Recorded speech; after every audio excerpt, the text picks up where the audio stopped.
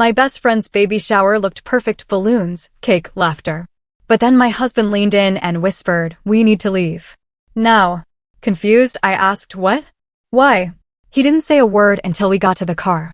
Then he looked at me and asked quietly, "You seriously didn't notice?" I shook my head. That's when he told me the truth, and my entire world flipped upside down. This story is about to take a dark turn.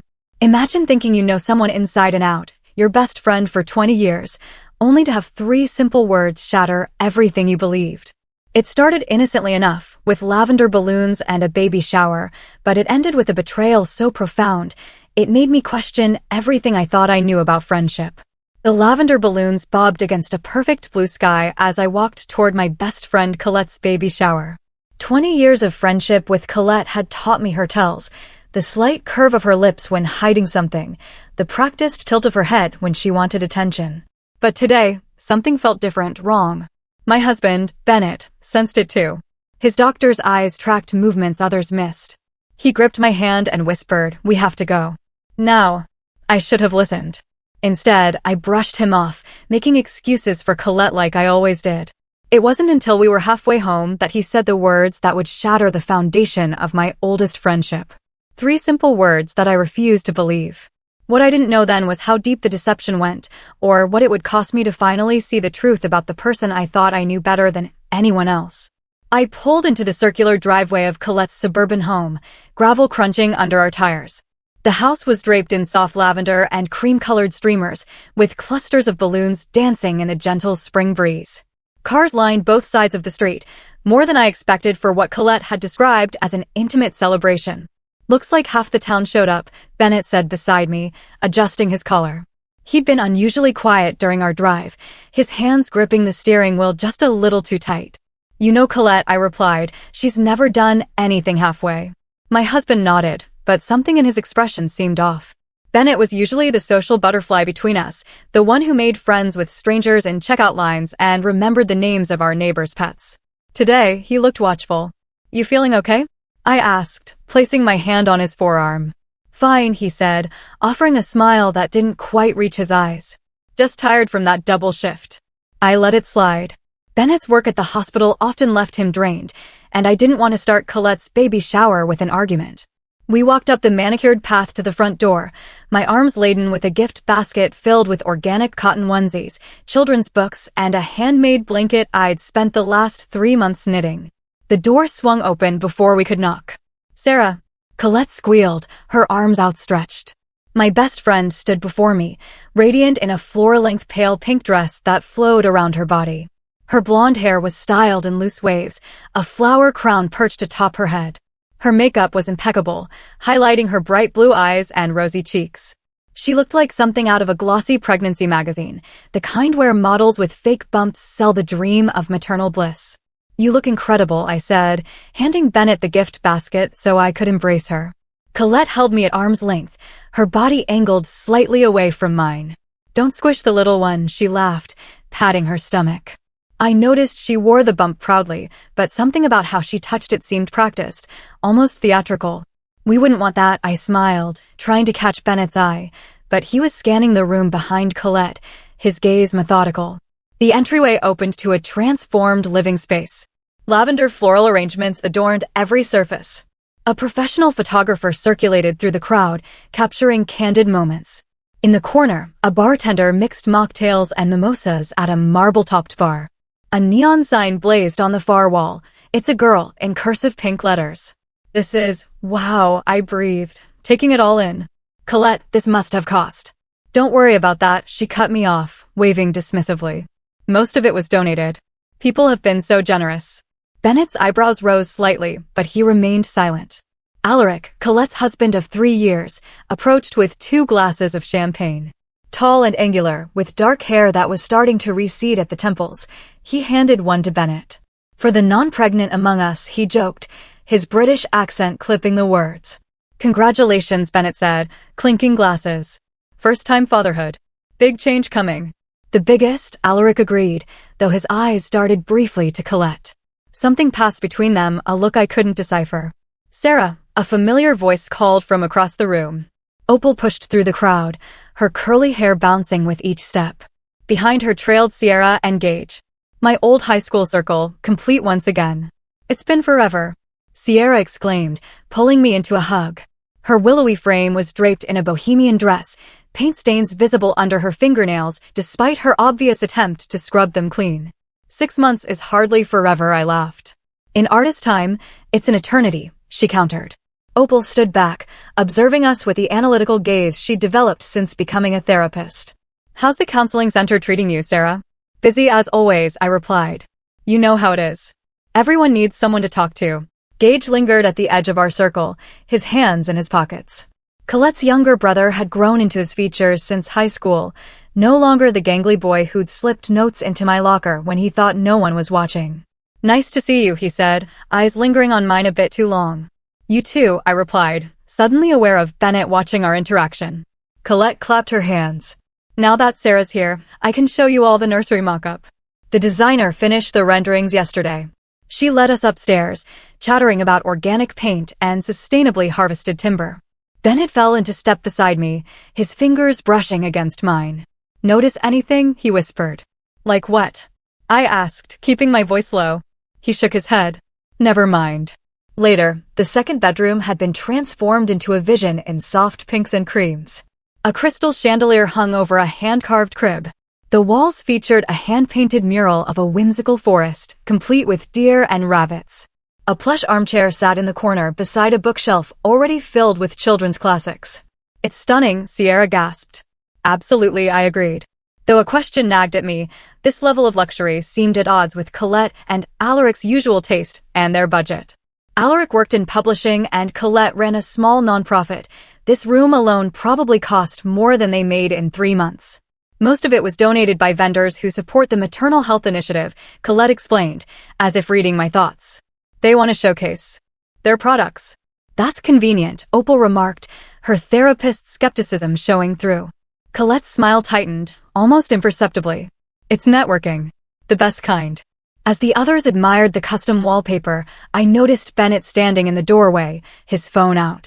He was taking pictures of the room, zooming in on specific details. When he caught me watching, he quickly pocketed the device. Downstairs, the party was in full swing.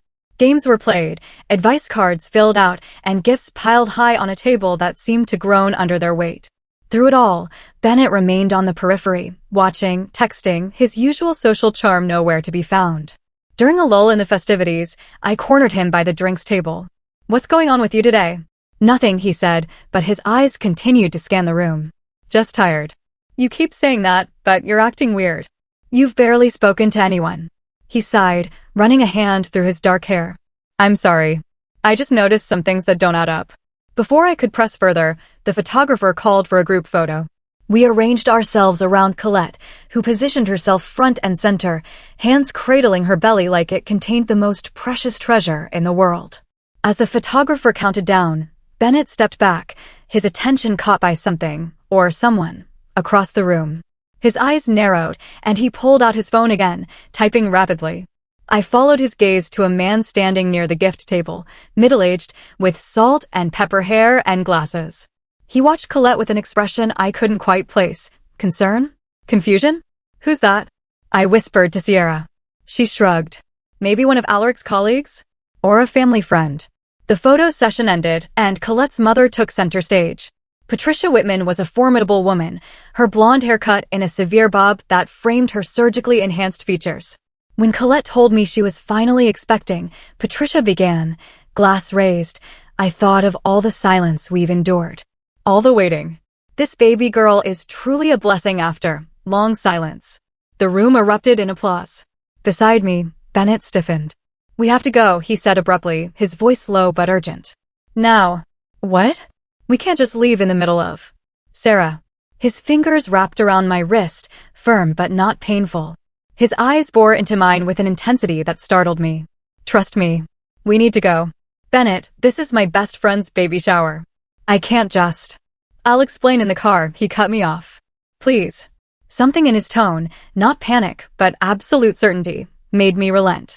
I made quick apologies to Colette, blaming a hospital emergency. She pouted but accepted my excuse, extracting a promise that we'd have lunch soon. As we drove away, the lavender balloons still visible in the rearview mirror. I turned to Bennett. This better be good. His knuckles were white on the steering wheel. It's not good, Sarah. It's not good at all. The silence in our car felt physical, like a third passenger wedged between us. Bennett drove with mechanical precision, eyes fixed on the road ahead. Outside, spring sunshine painted everything in cheerful colors that seemed to mock the growing tension. Are you going to tell me what that was about? I finally asked, breaking the silence. Or should I just guess? Bennett's jaw tightened. Give me a minute to figure out how to say this. Say what?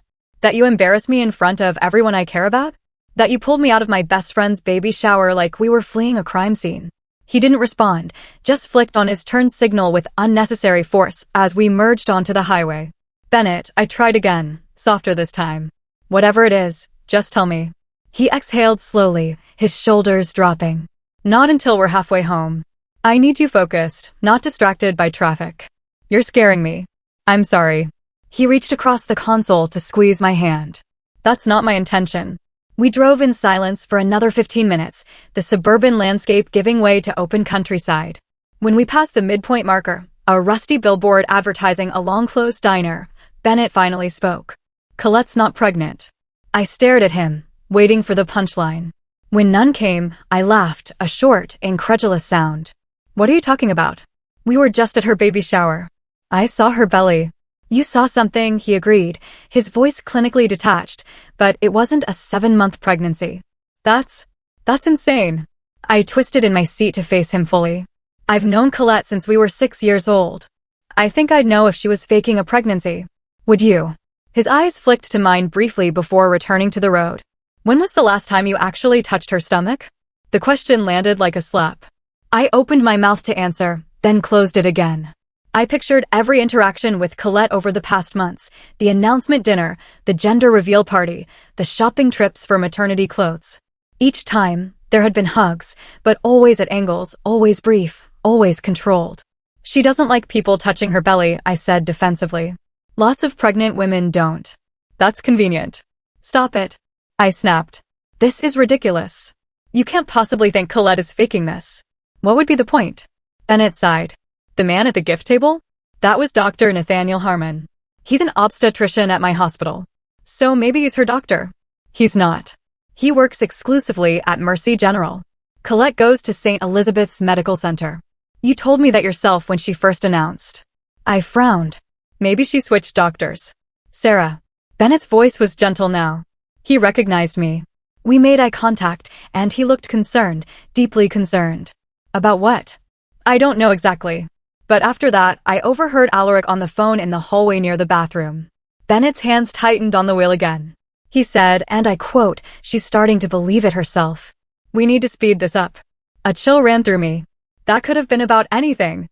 Then explain the medical reports I saw in Colette's home office last week when we were helping them move furniture. You were snooping through their papers. I was aghast. They were out on the desk. Blood test panels, Sarah. Not consistent with pregnancy. You had no right. I'm a doctor. I know what I saw. Anger flared inside me, hot and defensive. So what? You think this is all some elaborate hoax? That my best friend is walking around with a fake bump pretending to be pregnant? Do you hear how crazy that sounds? More than crazy, he agreed. Possibly pathological. This is. I sputtered, searching for words. This is jealousy. You've always been weird about my friendship with Colette. Bennett's face hardened. That's not fair. Isn't it? Ever since we got married, you've made comments about how much time I spend with her, how she calls too late, how she always needs something. Because she's manipulative. His voice rose for the first time. She uses you, Sarah. She always has. Pull over. My voice was ice. What? Pull over. Bennett guided the car onto the shoulder, putting it in park but leaving.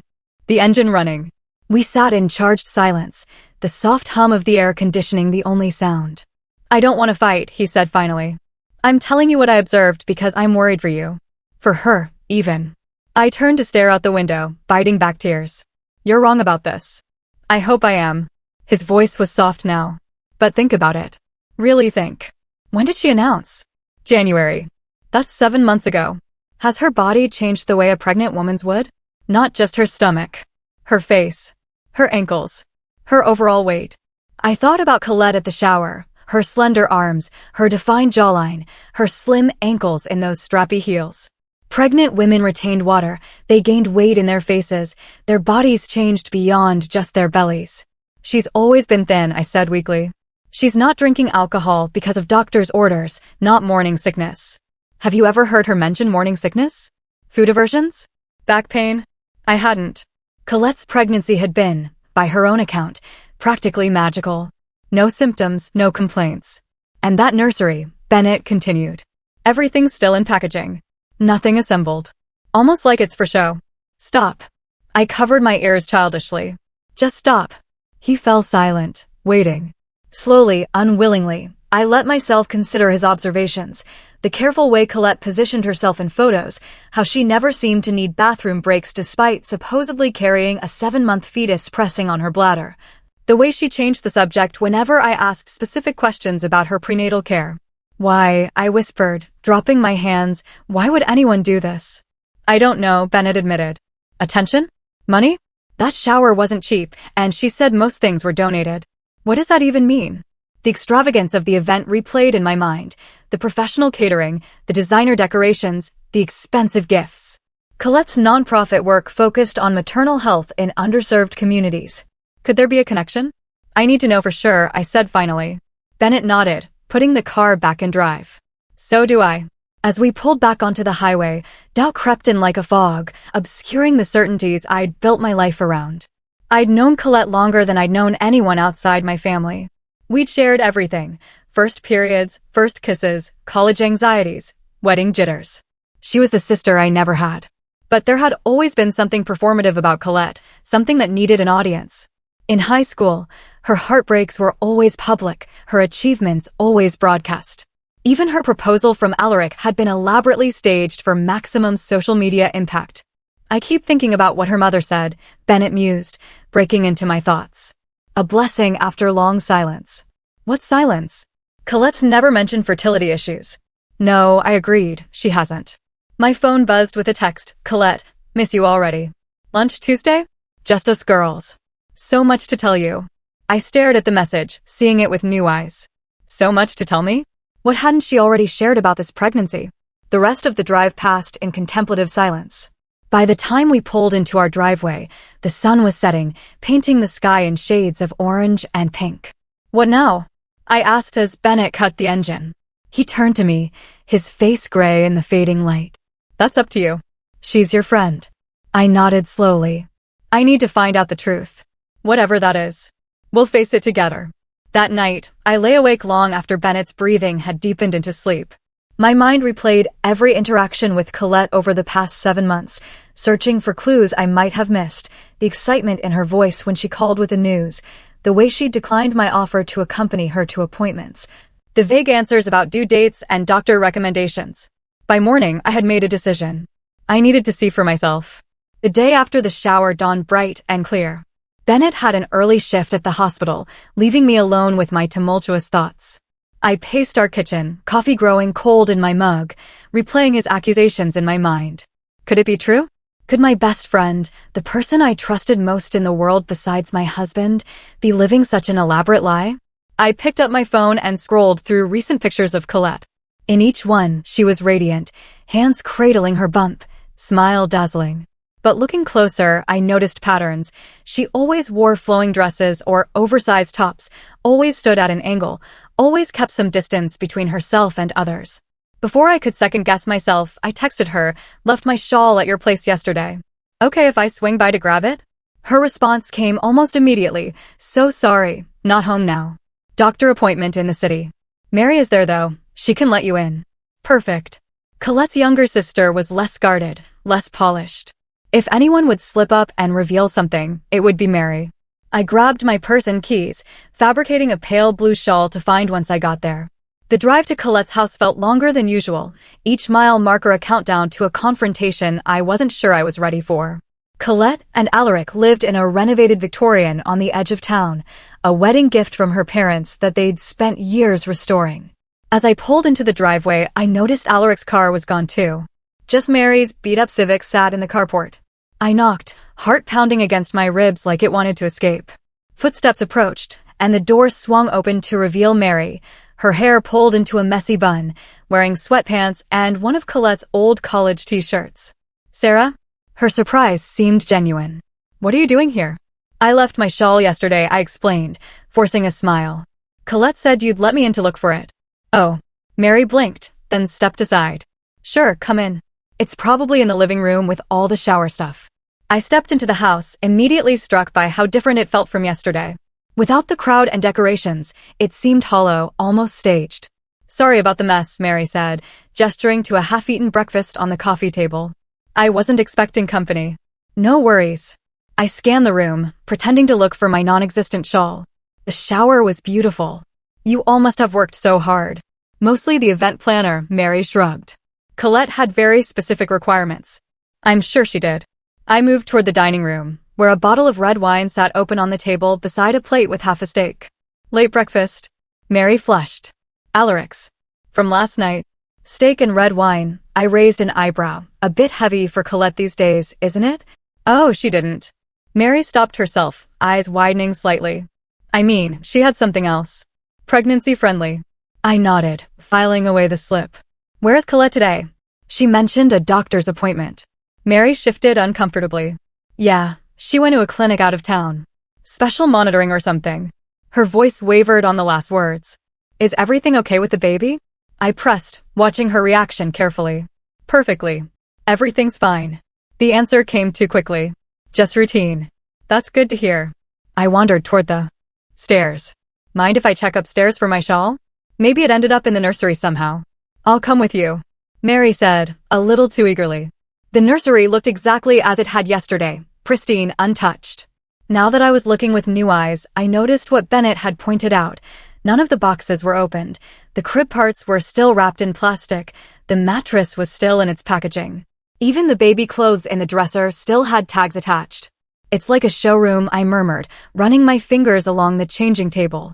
"Colette wants everything perfect before she opens anything," Mary explained. "You know how she is." "I thought I did," I said softly.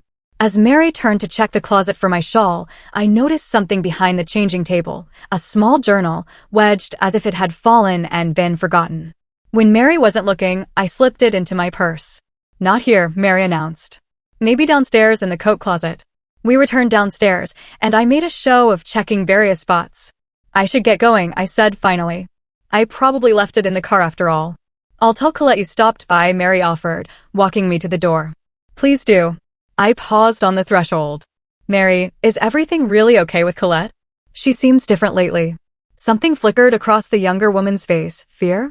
"She's going through a lot," she said carefully. "But she'll be fine. She always is. If she needs anything, you'll be the first to know," Mary finished, but her smile didn't reach her eyes. I was halfway to my car when I heard voices from the side of the house. Instinctively, I ducked behind a large hydrangea bush. Colette's voice, clear and sharp, carried through the open kitchen window. "I don't care what he thinks. This will be over after the donation clears." My blood ran cold. "Donation? What donation?"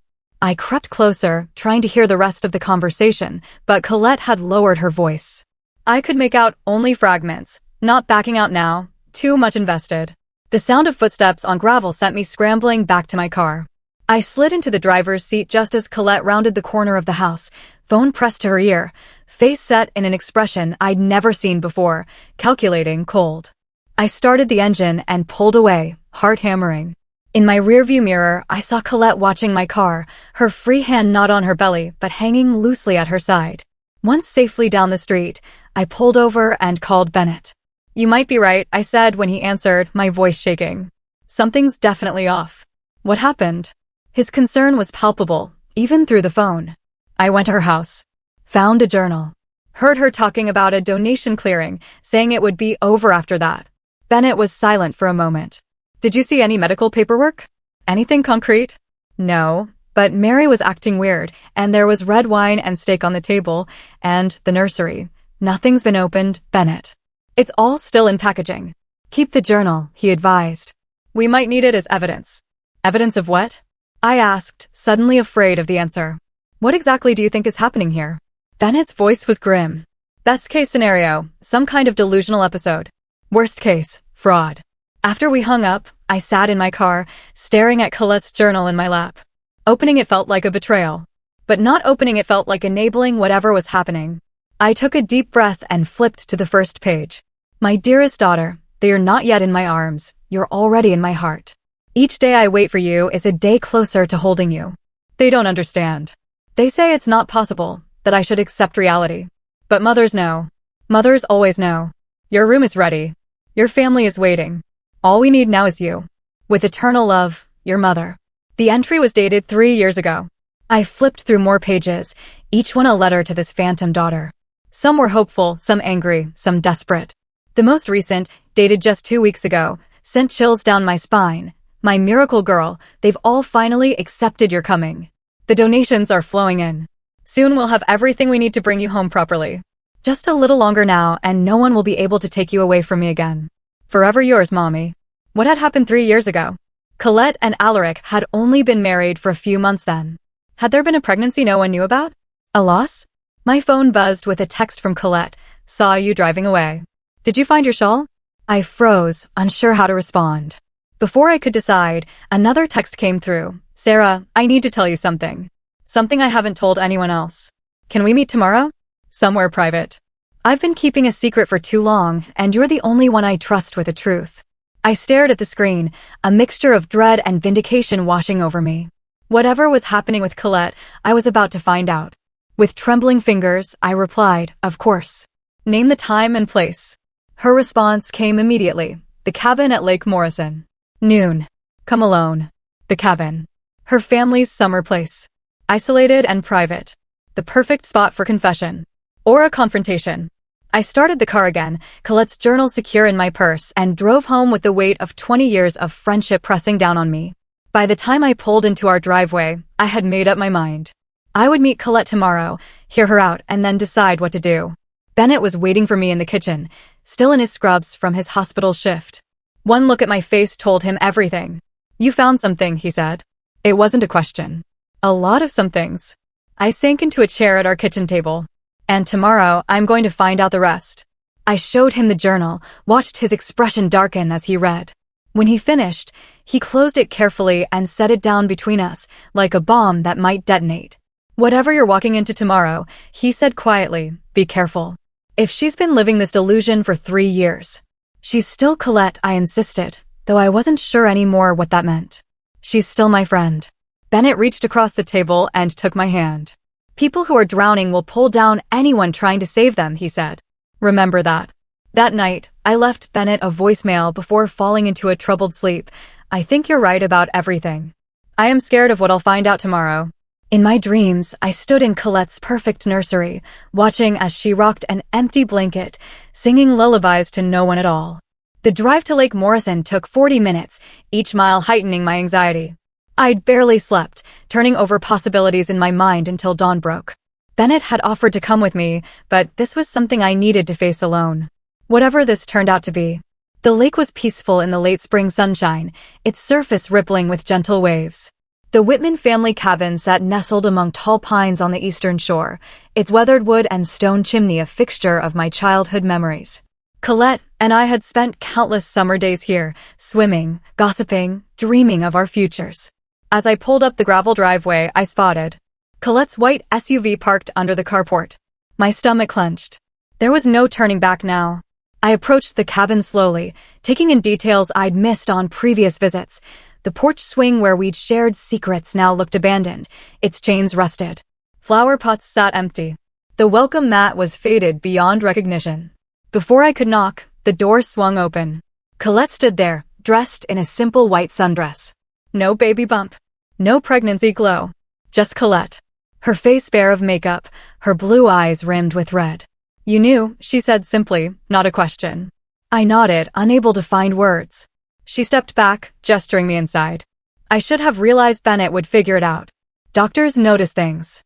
The cabin's interior was dim, shafts of sunlight cutting through half-closed blinds. Colette moved to the worn leather couch and sat, curling her legs beneath her like she used to do in college. Do you hate me? She asked, her voice small. I remained standing, unsure of the script for this moment. I don't hate you. I don't understand. She laughed, a brittle sound. That makes two of us. I watched as she poured water from a pitcher on the coffee table, her hands steady. No wine today. No performance. I wasn't always lying, she began, staring into her glass. A year ago, I was pregnant. For real. My breath caught. 8 weeks. We hadn't told anyone yet. We were waiting for the first trimester to pass. Her voice was flat, emotionless. I miscarried on a Tuesday. Alaric was in London for work. I was alone. Colette. I moved toward her, instinct overriding caution. Why didn't you call me? Because you had just announced your promotion at the counseling center. Everyone was so proud of you. She shrugged. I didn't want to steal your moment. The familiar guilt twisted in my gut, the constant push-pull of our friendship, where her needs and mine perpetually competed for oxygen. After the miscarriage, I fell apart, she continued. But secretly. No one knew except Alaric and my doctor. I sat beside her, leaving space between us. And then I stopped accepting it. I started talking to the baby like she was still there. Buying things. Planning. Colette's hands fluttered to her still flat stomach. Alaric was worried, but he went along with it at first. He thought it was grief. When did it become this? I gestured vaguely at her, at the situation we were now in. She sighed. 3 months ago, I was supposed to speak at a maternal health fundraiser for my nonprofit. You know, but I had a panic attack before going on stage. Couldn't breathe. Couldn't think. I remember. You said you had food poisoning. Another lie. She smiled sadly. Alaric found me hyperventilating in the bathroom. I kept saying I couldn't face them, couldn't tell them I'd failed. And then he said, what if you didn't have to? My blood ran cold. He suggested you fake the pregnancy? Not exactly. He suggested I could say I was newly pregnant just to get through the event. We'd announce a loss later, after I'd had time to process privately. Colette's eyes met mine hollow. But it felt so good, Sarah. The congratulations. The attention.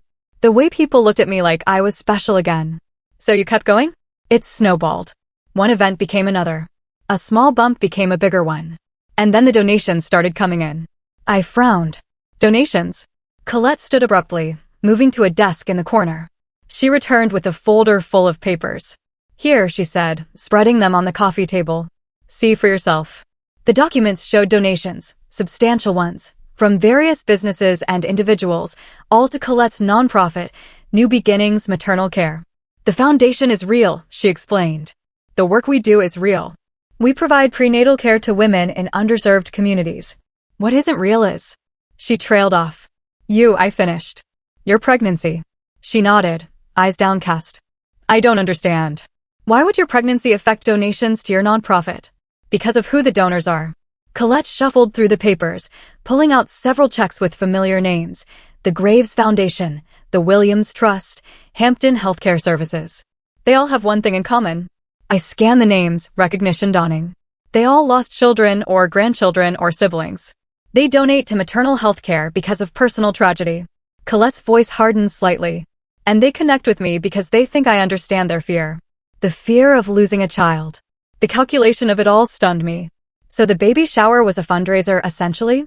Every gift, every decoration, all donated by companies that support New Beginnings. They get tax write-offs and publicity. We get supplies for our clinics. My mind raced to process this information. It was manipulative, certainly. Deceptive, absolutely. But criminal? I wasn't sure. Colette, this is... My phone buzzed in my pocket. A text from Bennett. The obstetrician just emailed me. He says he filed a fraud report. My heart sank. I looked up at Colette, who was watching me intently. Bad news? She asked. I hesitated, then turned my phone screen toward her. She read the message, her face draining of color. Who else knows? I asked quietly. Just Alaric. And Mary. She figured it out last month. Colette's composure cracked. Sarah, I can't go to jail. The foundation will collapse. All those women we help, they'll have nothing. You should have thought of that before you started this performance. I know. Tears spilled down her cheeks. I know it was wrong, but I'll make it right. Once the final donation from Graves clears, it's for a new ultrasound machine for a mobile unit. I'll announce that I lost the baby. There will be sympathy, not suspicion. No one will question it. The coldness of her planning chilled me. This wasn't grief or delusion speaking. This was calculation. And what about all the people who care about you? Who've been worried about you? Shopping for you? Planning for you? What about their feelings? They'll recover, she said dismissively. People always do. I'm not sure I will, I admitted. Something shifted in Colette's expression, a flash of the girl I'd grown up with, vulnerable and real. I need you, Sarah. You're the only person who won't abandon me over this. The only one who will understand. The weight of 20 years of friendship pressed down on me. The sleepovers, the graduations, the weddings, the secrets shared and promises made. The times she'd been there for me, and the times she hadn't. I'll think about it, I said finally, gathering my purse. But Colette, this has to stop. Today. She nodded, desperation in her eyes. Anything you want. Just don't tell anyone else. Please. As I drove away, the cabin growing smaller in my rearview mirror, I felt hollow. The Colette I thought I knew had disappeared, replaced by someone I barely recognized. On the highway, my phone rang. Through the car speakers, Bennett. You were right, I said before he could speak. About everything. Are you okay? His concern warmed the chill that had settled in my chest. No, I admitted. I'm really not. Come home, he said softly. We'll figure this out together. But as I drove, a nagging question persisted. Something about the donation. From graves that Colette had mentioned. The name was familiar beyond just seeing it on the donor list. I took the next exit and pulled into a coffee shop parking lot, searching my phone contacts. There it was, Penelope Graves.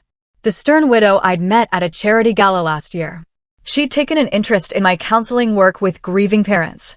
Before I could second-guess myself, I dialed her number. Mrs. Graves, this is Sarah Walker. We met at the Bright Futures Gala. I swallowed hard. I was wondering if I could ask you about a donation you made to New Beginnings Maternal Care. 30 minutes later, I sat stunned in my car, Mrs. Graves' words echoing in my ears. Colette promised the baby would be named after my late husband, Edward for a boy, Edwina for a girl. She said it would be a living memorial to him, since the baby's father, what was his name? Alaric, had agreed to it. This wasn't just faking a pregnancy. It wasn't just misleading donors. It was strategic emotional manipulation of grieving families. And suddenly I knew. I couldn't protect Colette anymore. The post appeared on a local community forum 3 days later. Fraud alert. Local nonprofit director faking pregnancy to secure donations. I didn't write it. Neither did Bennett. But the damage was done. Within hours, the story spread through our small town like wildfire. Screenshots of the post circulated on social media. Local news picked it up. Colette's phone went straight to voicemail. Alaric deleted his accounts. Bennett was called in to speak with the hospital administration, as was Dr. Harmon, the obstetrician who'd been at the baby shower. Both were asked to provide statements about what they'd observed. I didn't say anything specific, Bennett assured me that evening, loosening his tie as he collapsed onto our couch. Just confirmed that as a medical professional, I had concerns about the authenticity of her condition. This is a nightmare, I murmured, scrolling through the endless comments online. People we'd known for years were expressing shock, disgust, anger.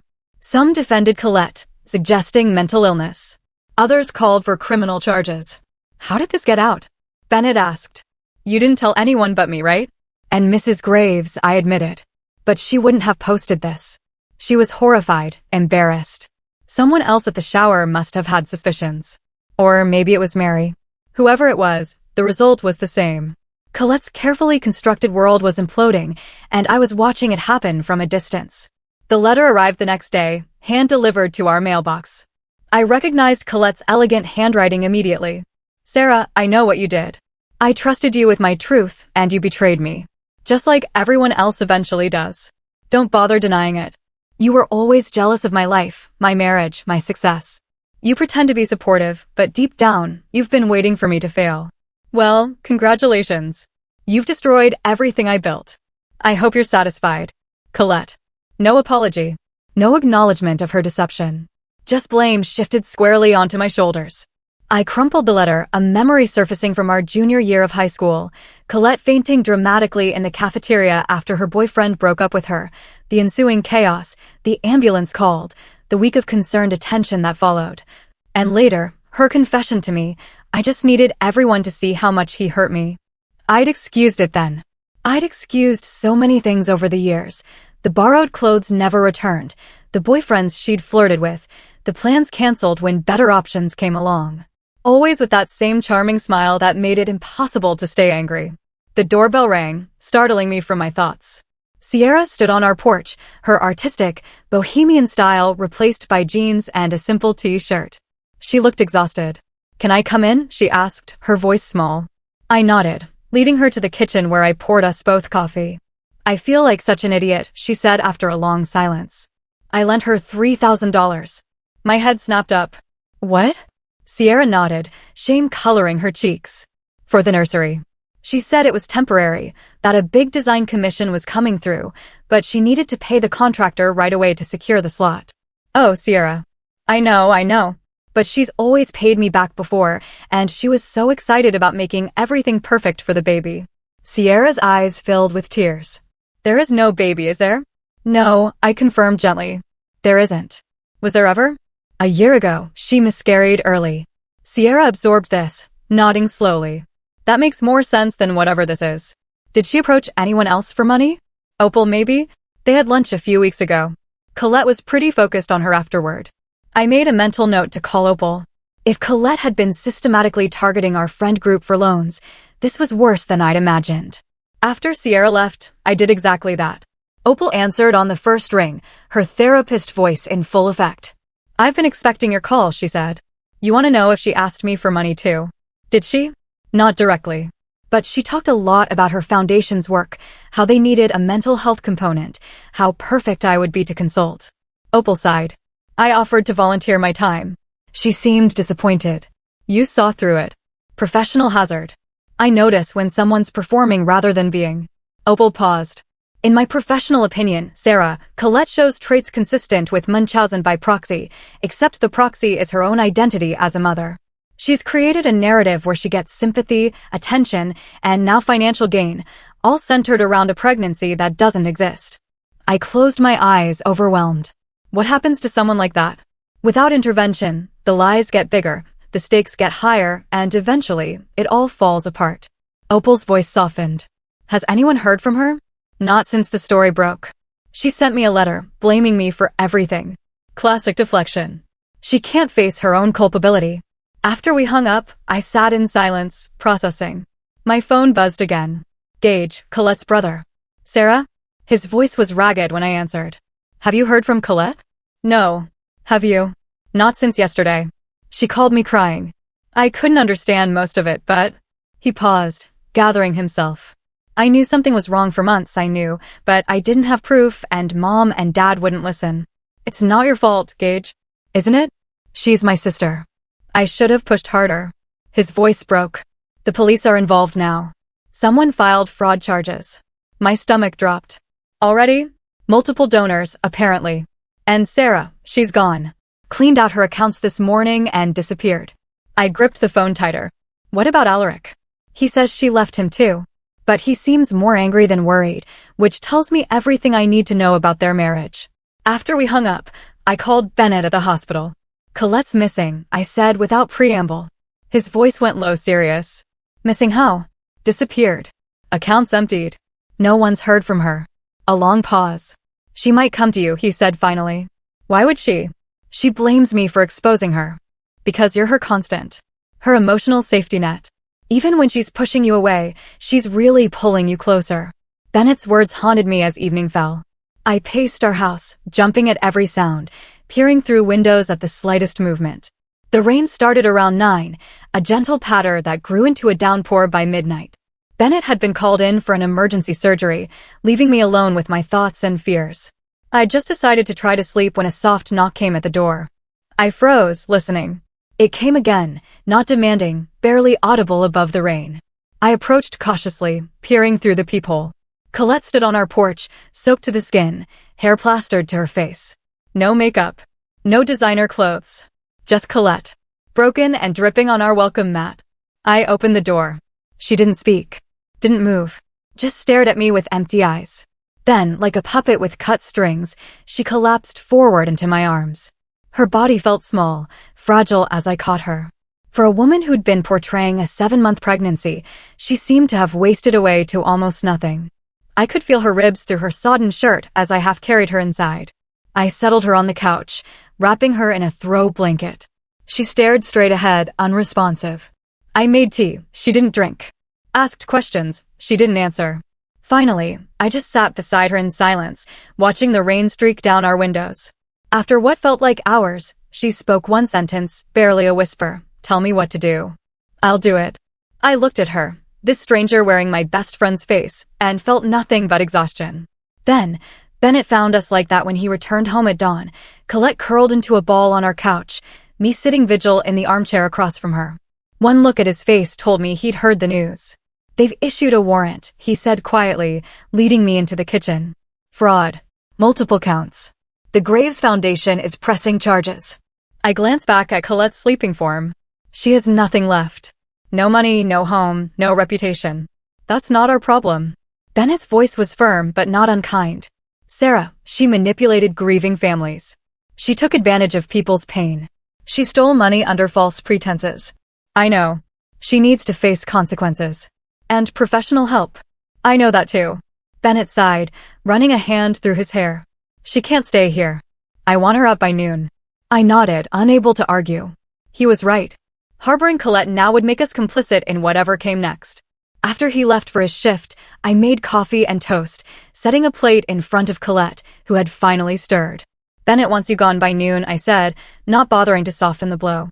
She nodded, picking at the toast without eating it. Where will I go? You could turn yourself in. Start taking responsibility. A bitter laugh escaped her. They'll put me in jail. Maybe, maybe not. But running will only make it worse. She looked up at me, a spark of the old Colette in her eyes. A documentary producer called me yesterday. Wants to interview us both. Deception and mental illness in the social media age. Offered good money. You can't be serious. Why not? At least I'd control the narrative. I stared at her, incredulous. Even now, she was thinking about the performance, the audience, the attention. Colette, this isn't a PR problem. It's not something you can spin or repackage. You lied to everyone who loves you. You exploited people's grief for money. For the foundation, she corrected automatically. Which you controlled. Which enhanced your reputation. Which gave you access to powerful people. I leaned forward, forcing her to meet my eyes. Stop lying to yourself if no one else. Something cracked in her expression. What do you want from me, Sarah? Tears? Confession? Self-flagellation? Will that make you feel better about abandoning me when I need you most? This isn't about me. It's always been about you. Her voice rose, color flooding her pale cheeks. Perfect Sarah, with her perfect husband and perfect career and perfect moral compass. Never a mistake, never a misstep. Do you have any idea what it's like to stand in your shadow year after year? I've made plenty of mistakes, I said quietly. Including letting this friendship become so unbalanced that you think you can manipulate me the way you do everyone else. I never manipulated you. Didn't you? The late-night crisis calls? The emergencies that always seemed to happen when I had something important going on? The constant need for reassurance and validation. She flinched as if I'd struck her. That's what friends do. They show up for each other. Friends, not emotional vampires. We stared at each other across the kitchen table, 20 years of friendship stretching between us like a chasm. I think there's something wrong with me, she whispered finally. I can't tell where the line is anymore. Between what's real and what's performance. I know, I said, softening despite myself. That's why you need help, Colette. Real help. She was silent for a long moment. Then, I just wanted to be special again. Before I could respond, a sharp knock came at the door. Through the window, I could see a police cruiser in our driveway. Colette's eyes widened in panic. She bolted from her chair, heading for the back door. I caught her arm. Don't. I pleaded. It will only be worse if you run. Let me go. She twisted in my grip, desperate. Sarah, please. I can't go to jail. I can't. In that moment, I had to choose, the friend I'd known forever or the truth I couldn't ignore. The loyalty that had defined most of my life, or the moral clarity that had emerged from its ashes. I'll speak for you, I said finally, releasing her arm. I'll tell them you came here voluntarily, that you're cooperative. It might help. She sagged against the wall, defeated. You really think I'm a monster, don't you? No, I shook my head. I think you're lost. And I can't find you anymore. The next hours passed in a blur, statements given, charges read, Colette hollow-eyed being led to a police car, my promise to testify about what I knew, a partial account that omitted certain details that would have made things worse for her. A half-truth for a half-life. Weeks turned to months. Colette accepted a plea deal, probation, restitution, community service, and mandatory psychiatric treatment. The foundation was dissolved, its remaining assets transferred to legitimate maternal health organizations.